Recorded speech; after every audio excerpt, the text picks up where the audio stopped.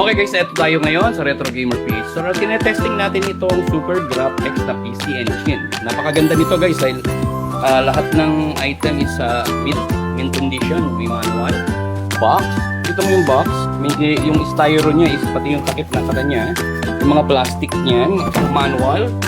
Ito yung unit mismo. And then naka-plastic pa yung kanyang controller.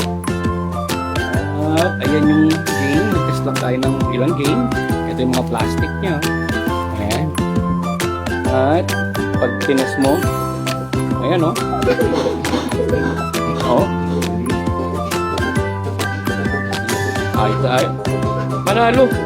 Working siya. Ang lakas ng sound.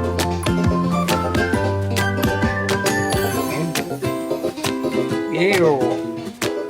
Thank you guys.